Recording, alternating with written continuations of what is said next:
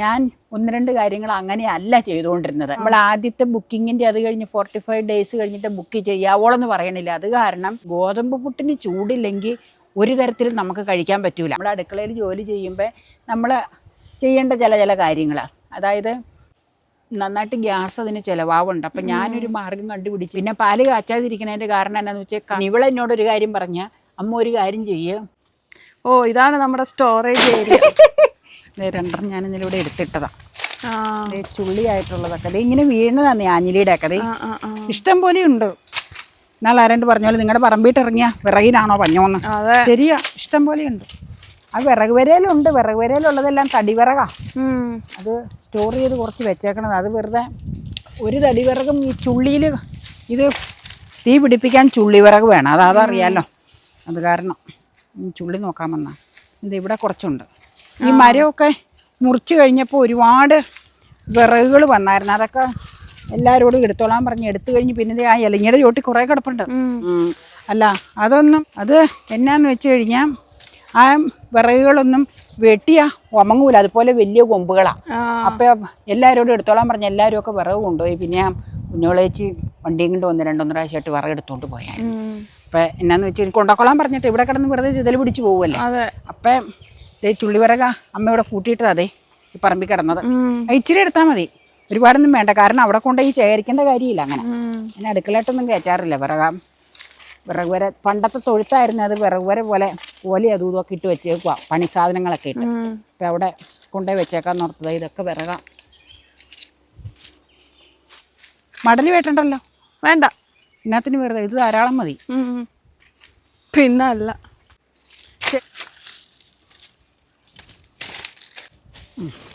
എല്ലാ ദിവസവും ഞാൻ ചെന്ന് ഞെക്കും. ആ മഞ്ഞപ്പഴം പറയണ ഇനി കല്ല് പോലെ അതിരിക്കണത്.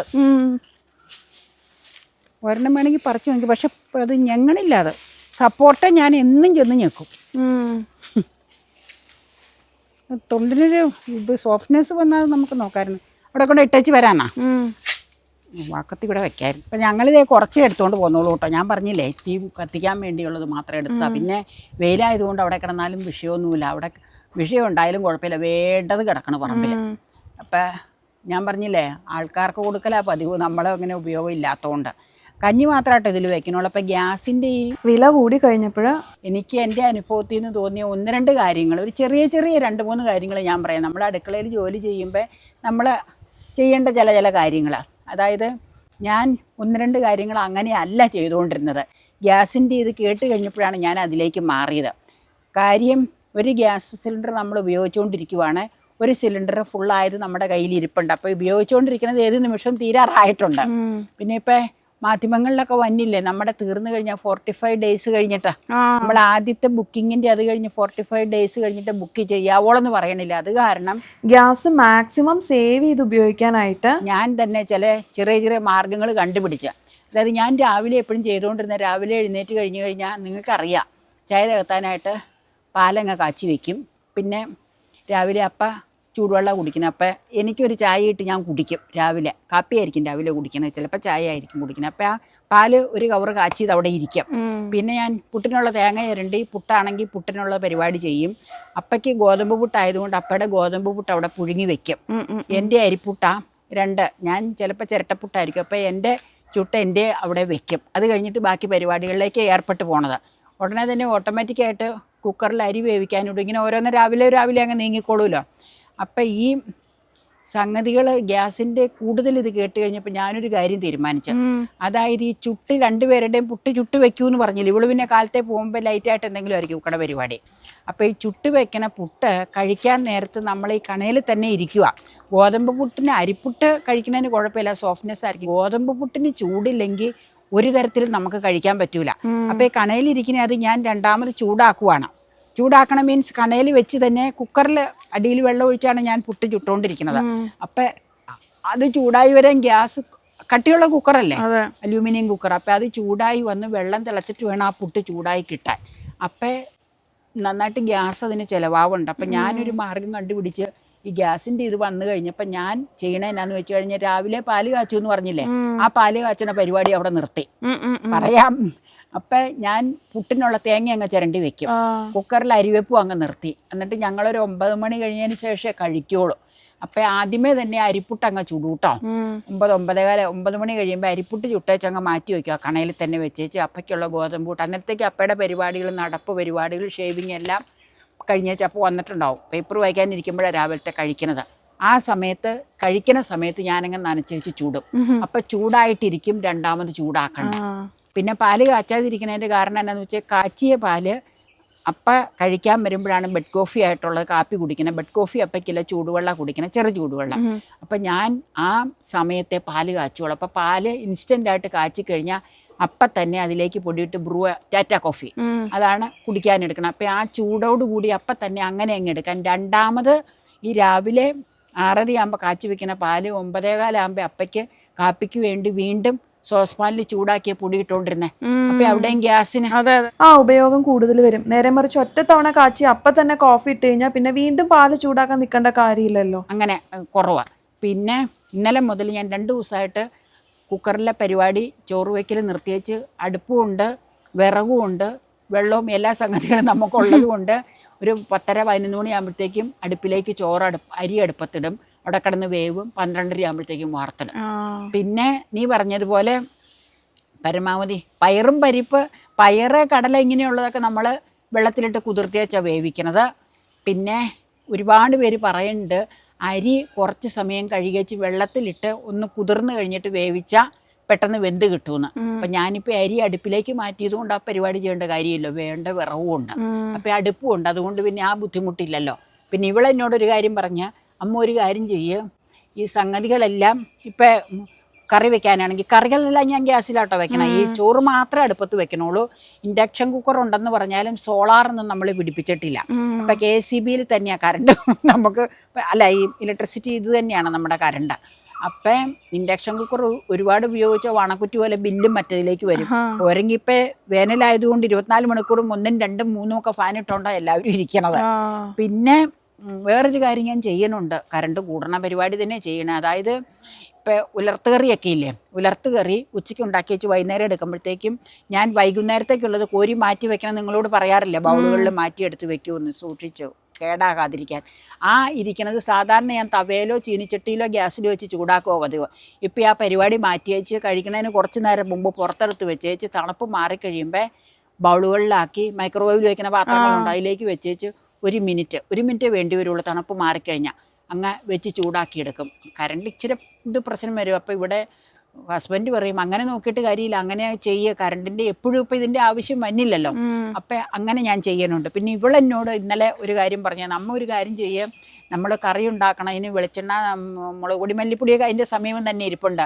കറിക്ക് ഉണ്ടാക്കേണ്ട ഉള്ളി, വറ്റൽമുളക്, കടുക് വറക്കാനുള്ള ഇങ്ങനെ സംഗതികളെല്ലാം അടുത്തടുത്ത് ഇങ്ങനെ വെച്ചേച്ച് ഗ്യാസ് ഓൺ ചെയ്യുക, ഓരോന്ന് അതിലേക്ക് ഇട്ട് പെട്ടെന്ന് ഇട്ട് ഗ്യാസ് പരമാവധി ഇത് ചെയ്ത് ഉപയോഗിക്കുക. അപ്പം അത് നല്ല. അപ്പം എനിക്കും തോന്നി ശരിയാണല്ലോ, ഞാൻ ഈ തട്ടയിലല്ലേ ഇതൊക്കെ വെച്ചേക്കണം. പക്ഷെ വറ്റൽമുളകൊക്കെ സ്റ്റോറിൽ ബർത്തയിലായിരിക്കണതാ. ചെറിയ കാര്യങ്ങളാണേലും പലതുള്ളി പെരുവെള്ളം എന്നാണല്ലോ. അതെ. അപ്പം ഞാൻ ആലോചിച്ചപ്പോൾ ശരിയാ, കറിവേപ്പില എടുക്കാൻ ഫ്രിഡ്ജ് തുറക്കാൻ പോകണ്ട, കറിവേപ്പില ടിന്ന് അവിടെ എടുത്ത് വെക്കണം. അതുപോലെ ഉള്ളി അരിഞ്ഞ് അവിടെ വെക്കണം. അത് കഴിഞ്ഞിട്ട് വേണം ഗ്യാസ് ഓൺ ചെയ്ത് കടുക് പൊട്ടിക്കാനായിട്ട് ചെയ്യാൻ. അതിപ്പോൾ കറി വലത്താൻ പിന്നെ മുളക് പൊടി, മഞ്ഞൾപ്പൊടിയൊക്കെ അടുത്തടുത്ത് തന്നെ ഇരിപ്പുണ്ട്. വറ്റൽമുളക് ഞാൻ പറഞ്ഞില്ലേ സ്റ്റോറിലായിരിക്കണേ. അപ്പം അമ്മ വറ്റൽമുളക് ഇടണ്ടെങ്കിൽ കടുക് വറക്കാനുള്ള ആ ടിന്ന് അവിടെ കൊണ്ട് വെച്ചേച്ച് മതി ഗ്യാസ് ഓൺ ചെയ്യാൻ.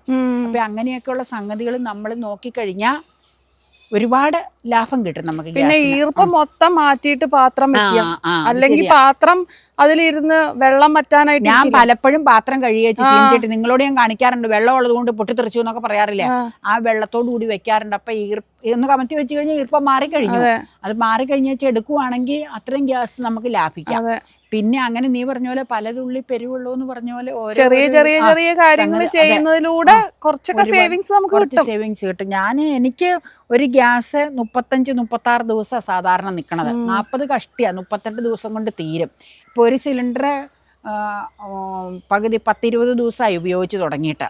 അപ്പോൾ ആ സിലിണ്ടർ തീർന്നാൽ ഒരു സിലിണ്ടർ ഓൾറെഡി ബുക്ക് ചെയ്ത് കിട്ടിയതിരിപ്പുണ്ട്. ആ പുതിയ റേറ്റിന് കിട്ടിയതാണ്. ശനിയാഴ്ച, ബുധന് ശനിയല്ലേ നമുക്ക് വന്നെ, ശനിയാഴ്ച കിട്ടിയത്. അന്ന് ഞാൻ പറഞ്ഞു 60 രൂപ ഒറ്റയടിക്ക് കയറിയല്ലോ എന്ന് പറഞ്ഞപ്പോൾ എന്നോട് കൂടെ പറഞ്ഞു, അതിന് യുദ്ധം തുടങ്ങിയത് അറിഞ്ഞില്ലേന്ന് ചോദിച്ചു. അത് കഴിഞ്ഞപ്പോൾ തിങ്കളാഴ്ച മുതൽ ഇതെല്ലാം ബുക്കിംഗ് ഒക്കെ 45 ഡേയ്സിലാക്കിയല്ലോ. എനിക്ക് ശനി ഗ്യാസ് വന്ന് സിലിണ്ടർ കിട്ടിയിരിപ്പുണ്ട്. പക്ഷേ ഉപയോഗിക്കുന്ന സിലിണ്ടർ 10-20 ദിവസമായി ഉപയോഗിച്ച് തുടങ്ങിയിട്ട്. അപ്പം ഈ രീതിയിലൊക്കെ കുറച്ചില്ലെങ്കിൽ പ്രശ്നമാണ്. പിന്നെ മൈക്രോവേവിൽ വെച്ച് ചൂടാക്കുമ്പോൾ കറണ്ട് ആവൂലേന്ന് ചോദിക്കും. ആകും, പക്ഷെ അല്ലാണ്ട് നിവൃത്തിയില്ല, ഒന്നും ചെയ്യാതെ പറ്റില്ല. പിന്നെ ഇനിയിപ്പോൾ നാളെ ഇൻഡക്ഷൻ എടുത്തൊന്ന് പ്രവർത്തനം തുടങ്ങണം, ചെറുതായിട്ട് എന്തെങ്കിലും ഒക്കെ. അതിലും ചായയൊക്കെ അതിൽ ഒന്ന് അത്യാവശ്യം എമർജൻസി തികത്താലോ. മറ്റേ എനിക്കും സിലിണ്ടർ ഇരിപ്പുണ്ടെങ്കിൽ നമുക്ക് തീരണ ഒരു പ്രശ്നമല്ല. അത് എന്നാന്ന് വെച്ച് കഴിഞ്ഞാൽ ഒരു ബുദ്ധിമുട്ട് എന്നാന്ന് വെച്ച് കഴിഞ്ഞാൽ ബുദ്ധിമുട്ടല്ല, നൊയമ്പ് കാലം.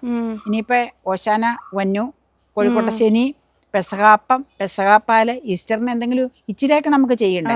നൊയമ്പ് 49 ദിവസം എടുക്കാൻ ഉദ്ദേശിച്ച് തുടങ്ങിയേക്കണതാണ് നമ്മൾ, നൊയമ്പ് തുടങ്ങിയേക്കണം. അപ്പോൾ എന്തെങ്കിലുമൊക്കെ ചെറിയ കാണിക്കുന്നില്ല. ഇങ്ങനെ ഗ്യാസിന്റെ റേറ്റ് കൂടിയത് കൊണ്ടും ബുക്കിംഗ് ടൈം 45 ദിവസം ആക്കിയത് കൊണ്ടും ഇനിയിപ്പോൾ ഉണ്ടെങ്കിൽ ഈസ്റ്ററിന് അധികം ഒട്ടും തന്നെ വിഭവങ്ങൾ ഉണ്ടാവില്ല. എന്തെങ്കിലും നൊയമ്പ് വിടാനുള്ള എന്തെങ്കിലും ഒരു സ്വല്പം ഉണ്ടാക്കും, അപ്പം ഉണ്ടാക്കുമായിരിക്കും രാവിലെ. അതാണ് ഉദ്ദേശിക്കുന്നത്. അല്ലെങ്കിൽ അത് ശരിയാവില്ല. കാരണം നമ്മളെല്ലാം നോക്കണം. അടുപ്പത്തേക്ക് എനിക്ക് ഈ ചീനിച്ചട്ടിയും തവയും അങ്ങനെയുള്ള സംഗതികൾ ആർക്കും താല്പര്യം ഉണ്ടാവില്ല. വെച്ച് കത്തിക്കാൻ എനിക്ക് താല്പര്യമില്ല. കാരണം അതിൽ മുഴുവൻ കരി വരണ്ട. പിന്നെ എത്ര ഇതായാലും എത്ര സ്ക്രബ്ബർ ഇട്ടാലും അത് പൂർണ്ണമായിട്ട് പോയി കിട്ടൂല. ഈ അടുപ്പിലെ തീയും ഗ്യാസിൻ്റെ ഇതിൻ്റെ തമ്മിൽ വ്യത്യാസമില്ല. അപ്പം നിങ്ങളോട് പറഞ്ഞു വന്നത് നമ്മളെല്ലാവരും മാക്സിമം സൂക്ഷിച്ച് ഉപയോഗിക്കുക. അപ്പം ഇങ്ങനെ ഒരു യുദ്ധം വരുമെന്നോ ഇങ്ങനെയൊക്കെ ഇപ്പം പെട്രോളിന് തന്നെ ഇനിയിപ്പോൾ വില കൂടുമോയെന്ന് അറിയില്ല. നീ ഇന്ന് രാവിലെ പറഞ്ഞതുപോലെ ടൗണിലല്ല ഇപ്പോൾ ഒരു കോവിഡ് കാലഘട്ടത്തിന്റെ പ്രതീതിയാണ് നമ്മൾ പറയുമായിരുന്നു. കടകളൊക്കെ മിക്കതും അടഞ്ഞ, കടകൾ മീൻസ് ഹോട്ടലുകൾ അല്ലേ, പിന്നെ എല്ലാ തട്ടുകടകളും അവരെ അഫക്ട് ചെയ്തിട്ടുണ്ട്. ഒരു 70% ഹോട്ടലുകളൊക്കെ അടച്ചു എന്നാ ന്യൂസിൽ കണ്ടേ. അങ്ങനെയൊക്കെ പല സംഗതികളും എല്ലാവരും ഇത് ബാധിച്ചിട്ടുണ്ട്. അപ്പം ഒന്നും ചെയ്യാൻ നിവൃത്തിയില്ല. വീടുകളിൽ ഗ്യാസ് ഉപയോഗിക്കുന്നവര് കുറച്ചൊക്കെ ശ്രദ്ധിച്ചാൽ നല്ലതായിരിക്കും. അപ്പോൾ ഗ്യാസ് മാക്സിമം സേവ് ചെയ്ത് യൂസ് ചെയ്യാനായിട്ട് നിങ്ങൾ എന്തൊക്കെ മാർഗ്ഗങ്ങളാണ് ചെയ്യണേ എന്നൊന്ന് താഴെ കമൻറ്റ് ചെയ്യണം കേട്ടോ. ഞങ്ങളിവിടെ പറഞ്ഞത് ഞങ്ങൾ ചെയ്യുന്ന മാർഗ്ഗങ്ങൾ മാത്രം ജസ്റ്റ് ഒന്ന് ഷെയർ ചെയ്തതാണേ. അഭിപ്രായം ഞങ്ങളോട് പറയുക. അധികം വൈകാതെ അഭിപ്രായം പറയണം. അതനുസരിച്ച് ഗ്യാസ് സേവിങ്സിന് വേണ്ടി എനിക്ക് ചെയ്യാൻ വേണ്ടിയാട്ടോ ഞാൻ പറയണത്. നിങ്ങൾ തീർച്ചയായിട്ടും ഒരുപാട് അഭിപ്രായങ്ങൾ, കഴിഞ്ഞ വീഡിയോയിൽ എന്തോ അഭിപ്രായം ചോദിച്ചപ്പോൾ ഒത്തിരി അഭിപ്രായം പറഞ്ഞാൽ അതുപോലെ നിങ്ങൾ പറഞ്ഞു തന്നെ. അപ്പോൾ എനിക്കത് ഒരുപാട് ഉപകാരപ്രദമാവും കേട്ടോ. നിങ്ങൾക്കും ഇതിൽ നിന്ന് എന്തെങ്കിലുമൊക്കെ ടിപ്പ് കിട്ടിക്കാണുമെന്ന് ഞാൻ വിചാരിക്കുന്നു. കിട്ടിയിട്ടില്ലാത്തവർ നിങ്ങൾക്കറിയാവുന്ന ടിപ്പുകൾ ഞങ്ങളോടും ഷെയർ ചെയ്യുക കേട്ടോ. അപ്പോൾ ഓക്കെ, ബൈ ബൈ.